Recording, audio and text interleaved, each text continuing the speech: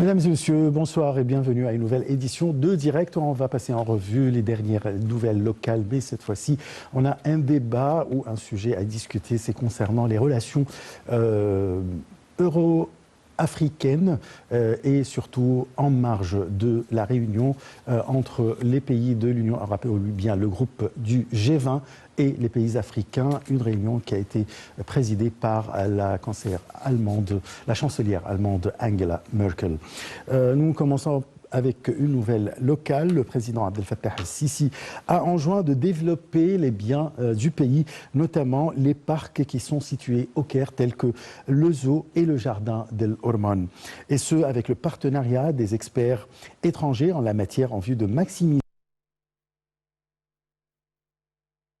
homologues occidentaux. Ceci est intervenu lors d'une réunion du président El-Sisi avec le Premier ministre Moustapha Madbouli, le ministre de l'Agriculture et le vice-ministre de l'Agriculture. Selon le porte-parole de la présidence, la réunion a porté sur le suivi de nombre de projets du ministère de l'Agriculture, notamment en ce qui concerne les exportations agricoles égyptiennes, la richesse animale, la richesse des volailles et la richesse piscicole. Et concernant la réunion entre les pays africains et les dirigeants des pays africains et les dirigeants européens, nous avons le président Abdel Fattah el-Sisi qui a assisté par visioconférence au 4e sommet du G20 sur l'initiative Compact with Africa, qui s'est tenue vendredi 27 août 2021. Dans son discours lors du sommet, le président a fait un rapide aperçu des grandes réalisations du développement en Égypte au cours des dernières années.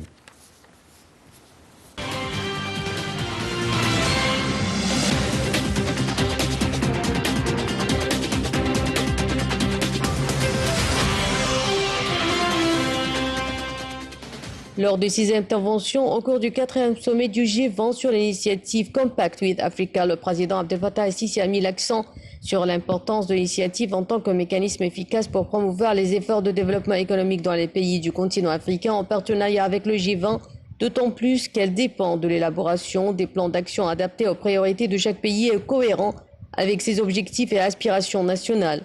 Le président a souligné qu'il s'agissait du premier sommet de l'initiative Compact with Africa depuis l'apparition de la pandémie de coronavirus, qui représente l'un des défis les plus difficiles auxquels le monde a été confronté depuis des décennies, en souffrant encore de ses répercussions et de ses effets négatifs prolongés, en particulier sur les efforts des pays africains qui visent à réaliser le développement global et durable. Le président a rappelé à cet effet que le programme de réformes économiques mise en œuvre par le gouvernement égyptien depuis 2016 en coopération avec le Fonds monétaire international a largement contribué à épargner à l'Égypte de nombreuses conséquences négatives de la pandémie et a permis à l'État de mettre en œuvre des mesures économiques et sociales qui se sont avérées efficaces à tous les niveaux. Il a noté que l'économie égyptienne est devenue plus capable que jamais de faire face aux défis et de répondre aux besoins et aux aspirations du peuple égyptien. Et d'ajouter, nous sommes conscients de l'ampleur des défis que nous devons encore affronter pour atteindre les objectifs escomptés.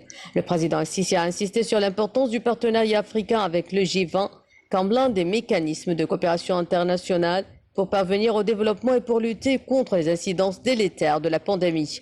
Le président a souligné que la question de la production et de la distribution des vaccins contre le coronavirus est devenue une priorité impérieuse à la lumière de l'importance des vaccins dans la réduction des taux de contamination et l'allègement de la pression sur les systèmes de santé. Et d'ajouter que la vaccination permettra le retour à la vie normale et la reprise des activités économiques et sociales. Cependant, il a poursuivi que les lots de vaccins disponibles pour les pays africains sont bien inférieurs à leurs besoins et les mécanismes de coopération internationale dans ce domaine, que ce soit au niveau bilatéral ou multilatéral, se heurtent encore à de nombreuses difficultés concernant la production et la justice de la distribution. Le président a pourtant précisé que les pays africains n'ont ménagé aucun effort pour obtenir les doses de vaccins dont ils ont besoin afin de protéger leurs citoyens et poursuivre leurs efforts de développement. Il a à cet égard passé en revue les efforts égyptiens pour localiser la production des vaccins anti-Covid en coopération avec la Chine pour assurer la disponibilité des vaccins dans le pays. Le président a signalé que la coopération internationale dans le domaine de la fabrication, de la distribution et de l'accès aux vaccins contre le coronavirus est essentielle à la reprise de l'économie africaine et mondiale, mettant l'accent sur l'importance d'étayer les pays africains à produire localement des vaccins anti-Covid en facilitant le transfert de l'expertise et de la technologie nécessaires. Le président a exprimé sa grande appréciation et sa gratitude à la chancelière allemande Angela Merkel pour ses efforts continus et sincères pour soutenir les pays africains en vue de réaliser un développement global et durable, ce qui s'inscrit dans le cadre du partenariat constructif entre l'Allemagne et les pays africains, que ce soit à travers des forums multilatéraux ou des relations de coopération bilatérale entre l'Allemagne et les pays africains. Le président a enfin salué le partenariat entre l'Égypte et l'Allemagne qui a connu un grand élan à tous les niveaux politiques, économiques et commerciaux grâce aux efforts de la chancelière allemande à qui il a souhaité tout le succès pour ses futurs projets.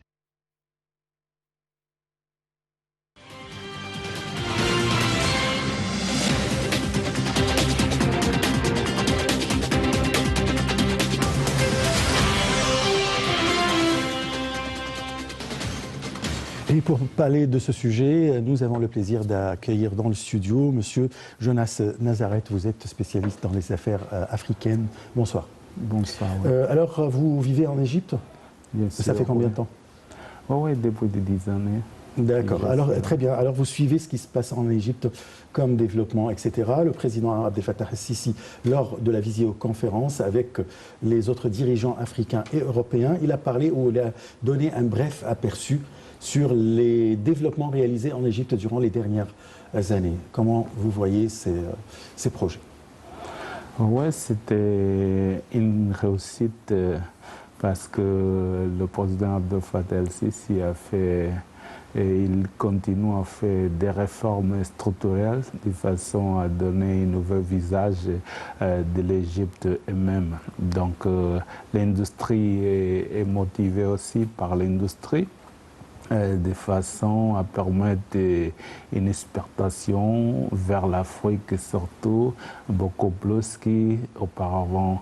On vient d'attendre qu'il y ait une cité qui doit permettre d'industrialiser l'industrie pharmaceutique de façon à permettre l'Égypte de vendre beaucoup plus de ses médicaments pharmaceutiques dans l'intérieur de l'Afrique. Donc, vous sommes dans une belle voie. C'est un travail à saluer à cause de la nouvelle équipe formée par le président Sisi qui arrive à faire des réformes visibles à les yeux de ceux qui passent visiter ces pays touristiques. Donc, c'est tout à fait bien qu'il a fait cette remarque pour relancer l'économie et créer des conditions de façon que les investisseurs viennent investir dans l'Égypte. Donc c'est plutôt par là qu'il essaie de montrer le carton de visite de l'Égypte autant qu'il était à la conférence de G20. Là où sont des pays émergents, des pays industriels et qui ont une grosse capacité de faire, telle que l'Allemagne qui a dirigé ces vidéoconférences. Et par cela, ils permettent l'Égypte d'avoir beaucoup plus d'entrepreneurs et remonter l'industrie qu'il a beaucoup besoin par le profit des voisins de l'Égypte. Très bien. Là, vous avez mentionné quand même une coopération égypto-africaine dans le domaine pharmaceutique ou bien concernant les médicaments. Là, l'Égypte vient d'établir un centre pour la fabrication du vaccin anti-Covid-19, anti-coronavirus. Et c'est prévu de exporter ce vaccin vers les pays africains. Votre commentaire? Oui, c'est tout à fait vrai parce que l'Égypte a tout à fait gagné la patente de cette vaccine de façon à produire des quantités industrielles elles-mêmes. Oui. Et une fois que l'Afrique n'est pas encore a suffisamment de vaccins contre la Covid de façon à protéger la population africaine. Donc c'est C'est un geste noble qui va permettre l'Égypte de soigner ses habitants et aussi beaucoup de pays africains qui sont dans le besoin de cette vaccine encore difficile vers notre pays. Nous savons qu'il y a des pays africains, des pays européens et même l'Amérique qui fait certains doissons, mais ils ne sont pas suffisants pour couvrir la population africaine. Donc, par cela, va permettre aussi augmenter le pourcentage des Africains déjà vaccinés et réduire le risque de transmission de la Covid une fois que la population la plupart devait être vaccinée par cette geste noble que l'Égypte vient de faire. Très bien. On va reparler de la question du vaccin, mais tout à l'heure, après ce reportage qui concerne le principal sujet qui a été abordé au cours de ce 4e sommet du G20 sur l'initiative Compact with Africa, a porté sur le Covid-19 et l'émergence de nouveaux variants. Reportage et on se retrouve juste après.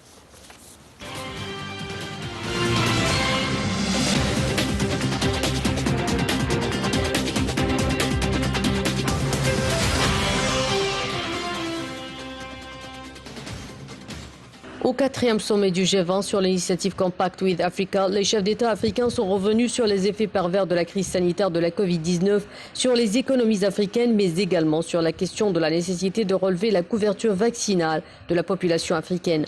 Il a été établi que moins de 2% de la population africaine a déjà été vaccinée, alors que l'Occident est à pratiquement 60% de couverture.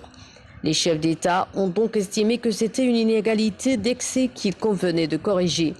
Pour ce faire, ils ont jugé qu'il était nécessaire de travailler à un transfert de technologie de la production de vaccins de qualité sur le continent, gage pour les États africains d'avoir rapidement accès aux vaccins, mais aussi de permettre donc une relance économique véritable. Il a aussi été question de l'augmentation des droits de tirage spéciaux qui sont des sources de financement de l'économie. Les chefs d'État ont plaidé notamment pour une réallocation de ces droits de tirage spéciaux pour financer les dépenses sanitaires, la mise à niveau des hôpitaux africains.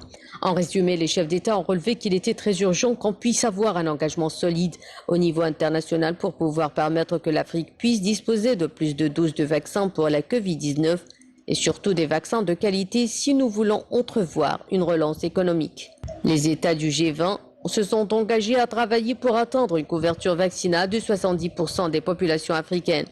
Pour contribuer à cet objectif, la France a décidé d'octroyer 10 millions de doses de vaccins contre le Covid-19 à l'Union africaine.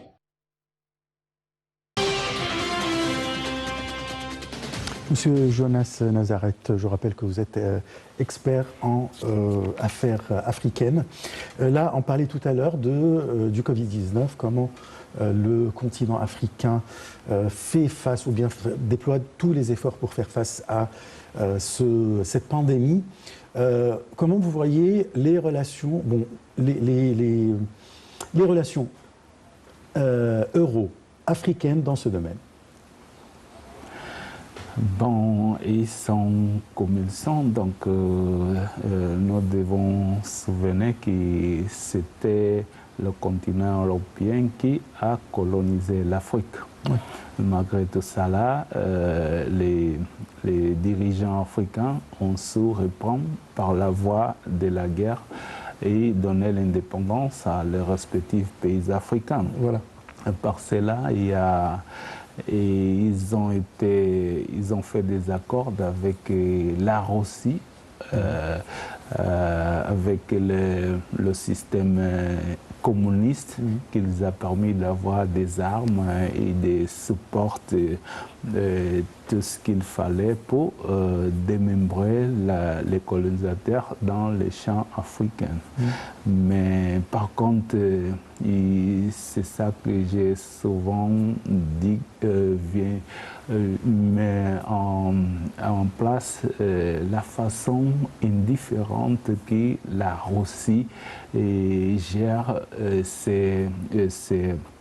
ses compagnons. Ça veut dire que le communisme est un système qui n'a pas imposé sa façon d'être, il n'a pas justifié même. Parce que dans un autre côté, il avait l'impérialisme qui s'est métamorphosé en républicain et démocratique. Et ils ont réussi à le bien faire. Et d'ailleurs, les Occidents, ils sont beaucoup plus généreux vers l'Afrique malgré le passé des colonisations. Mais la Russie, surtout, c'est une potence de guerre qui a réussi à mener la Deuxième Guerre mondiale et débrancher l'armée allemande. Après tout cela, la Russie fait une démonstration plus belliciste qu'économique. Donc nous attendons beaucoup plus de la Russie dans le plan économique, mais tout ce que nous voyons, ce n'est pas le cas, c'est toujours dans le plan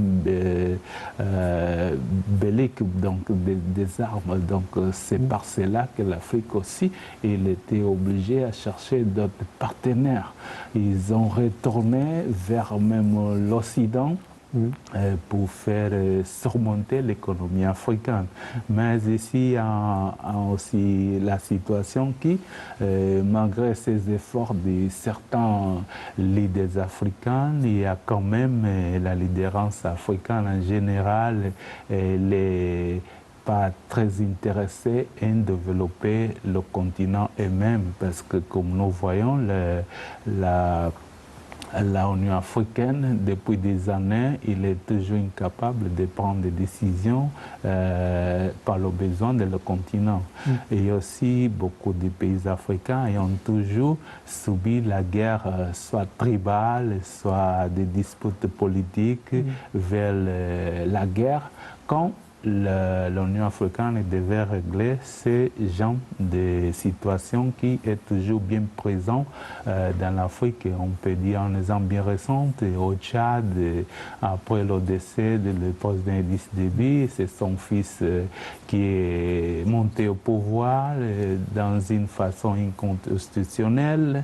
On voit aussi la République Centrafrique qui, malgré toutes les forces qui l'Europe, aux Américains essaient de donner au président actuel, mais il y a toujours des opposants, soit une guerre civile à l'intérieur qui empêche le développement de ce pays. Comme cela, il y a d'autres pays, seulement pour citer ces deux-là, et voilà que l'Afrique est toujours encore dans une situation de guerre, et c'est là crée certaines instabilités et cela empêche les investisseurs de venir dans le pays fait beaucoup plus parce que l'Afrique, dans le plan économique, il n'est pas bien structuré.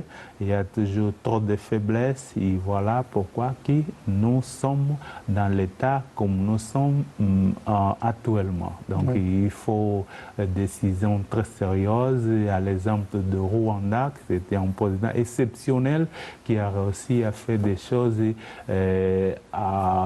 qui a impressionné le monde entier. Bien sûr, la plupart on peut dire l'Afrique du Sud aussi. Aussi. Grâce à Nelson Mandela, le leader sud-africain, on a fait de grands pas.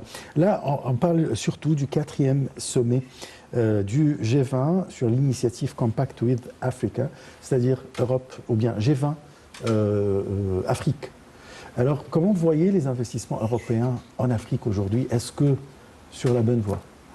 Tiens, ce que je viens de dire, je recule un peu pour dire que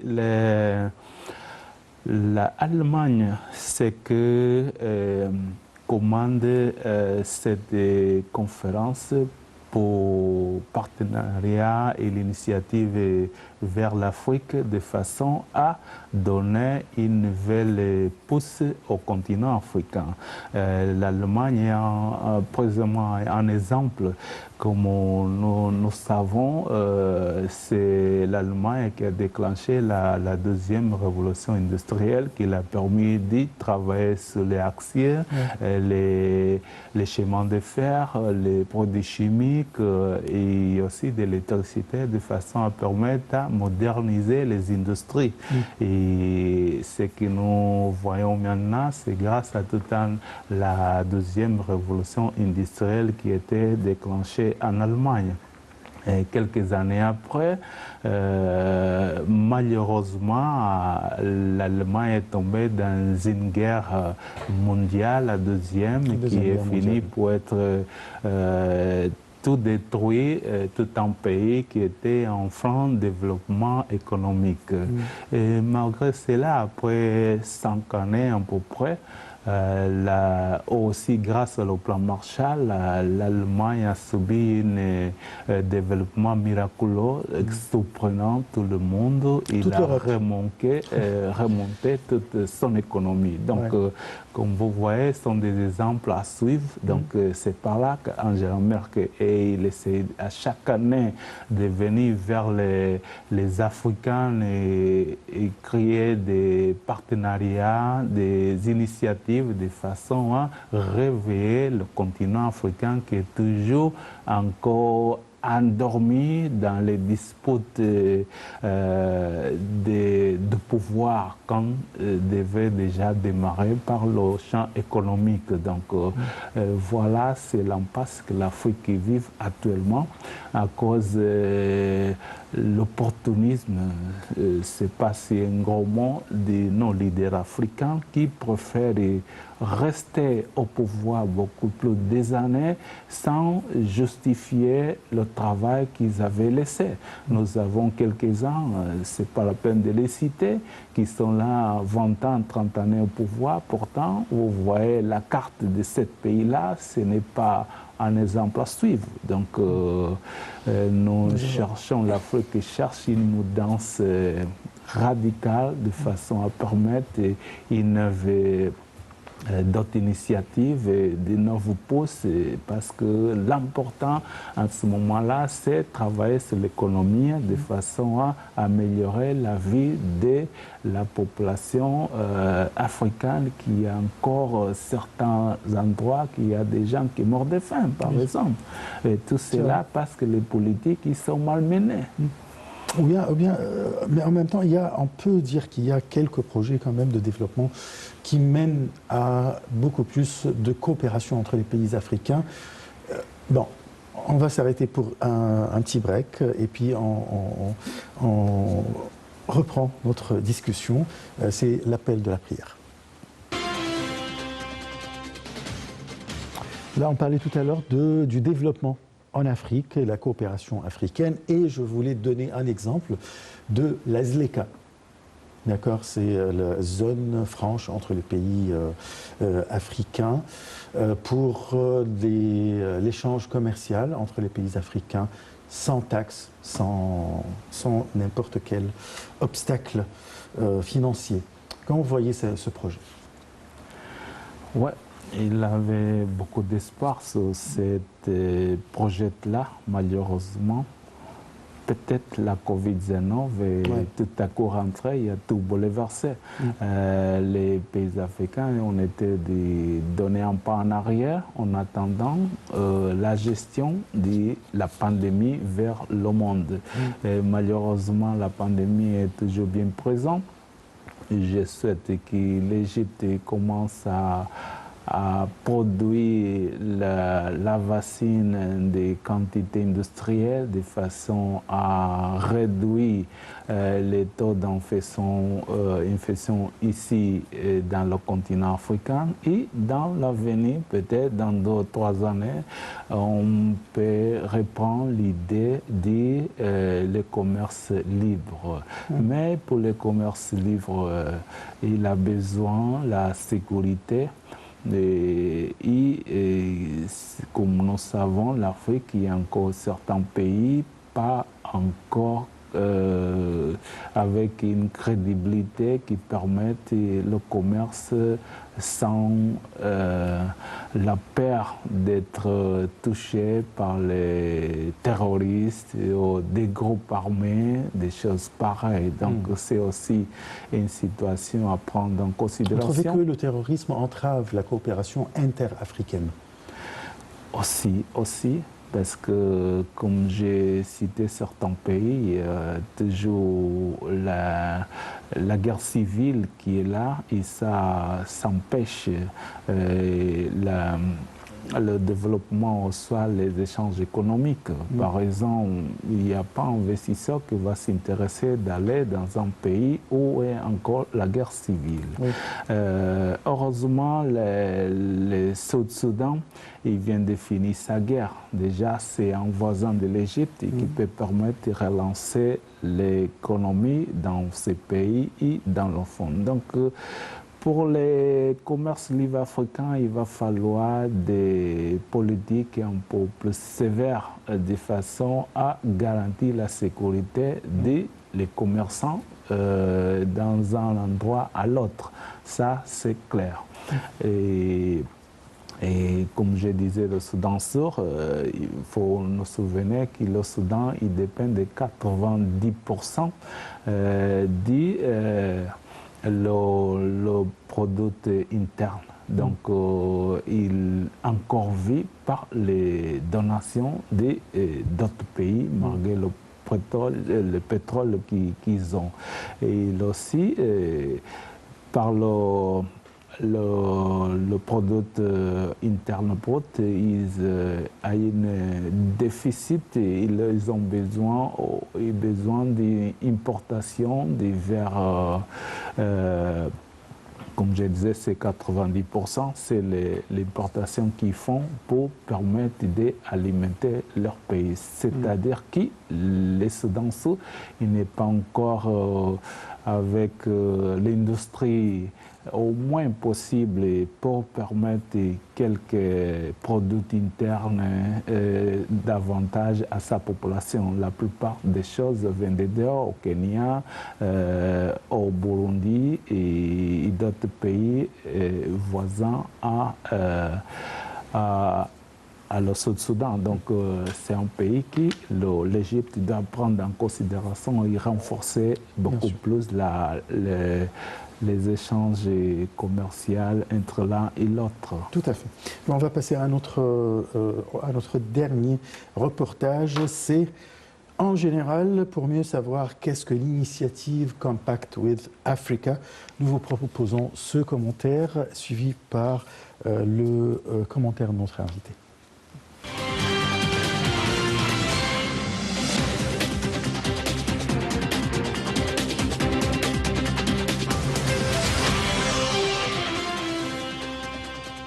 En 2017, sous la présidence allemande du G20, l'initiative Compact with Africa est un partenariat sur un pied d'égalité. Cet élément clé d'une nouvelle coopération avec l'Afrique vise à améliorer avec les pays africains les conditions d'investissement privé et les possibilités d'emploi en Afrique. Selon Angela Merkel, on ne veut pas parler sans consulter les Africains eux-mêmes et on souhaite coopérer avec les pays d'Afrique. Les 12 pays africains suivants engagés sur la voie de la réforme y participent pour l'instant. Égypte, Bénin, Burkina Faso, Côte d'Ivoire, Éthiopie, Ghana, Guinée, Maroc, Rwanda, Sénégal, Togo et Tunisie. L'initiative Compact with Africa associe les différents participants africains avec un pays partenaire du G20 et des organisations internationales comme la Banque mondiale, le Fonds monétaire international et la Banque africaine de développement. Aucune solution toute faite dans cette coopération, les partenaires élaborent des programmes de réforme et des actions de soutien sur mesure pour chaque pays. Le but est avant tout d'accroître les investissements privés. Pour y parvenir, les pays partenaires mettent en œuvre des réformes, notamment dans le domaine financier et économique. Une augmentation des recettes fiscales peut servir quant à elle à l'amélioration des infrastructures. Tandis que les pays africains appliquent leurs réformes, les pays du G20 intensifient leurs efforts pour mettre en contact pays partenaires et investisseurs internationaux. Ils coordonnent par ailleurs les actions de soutien. Tous les participants se rencontrent régulièrement au sein d'équipes Compact Teams créés dans tous les pays partenaires. En outre, l'Allemagne a facilité l'octroi des garanties de crédit, ce qui permet aux entreprises d'investir plus facilement dans les pays réformateurs. L'Allemagne a noué des partenariats de réforme spécifiques avec la Côte d'Ivoire, le Ghana et la Tunisie, tous 3 pays Compact with Africa. L'objectif des 3 coopérations consiste à développer les énergies renouvelables, améliorer l'efficacité énergétique et mettre en place un système financier et bancaire.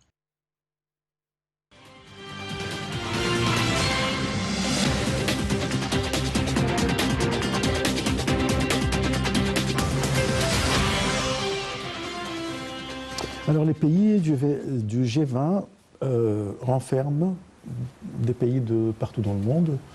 Je veux bien préciser des pays européens, mais en même temps la Chine.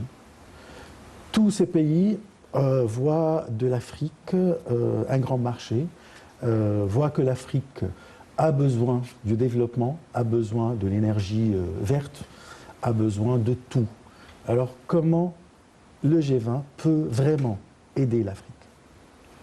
Ils sont en train de donner leur mieux à cause de ces expériences, la façon qu'ils ont arrivé à être développés. Donc à chaque année a lieu cette conférence menée par l'Allemagne pour enseigner, je ne sais pas si c'est le mot correct, les Africains à développer leur pays à cause de l'avantage des les champs africains est riche en produits naturels qui ne sont pas encore exploités comme ils devraient. Donc, par contre, les Africains, ils n'ont pas encore appris la leçon que les G20 essayent de donner.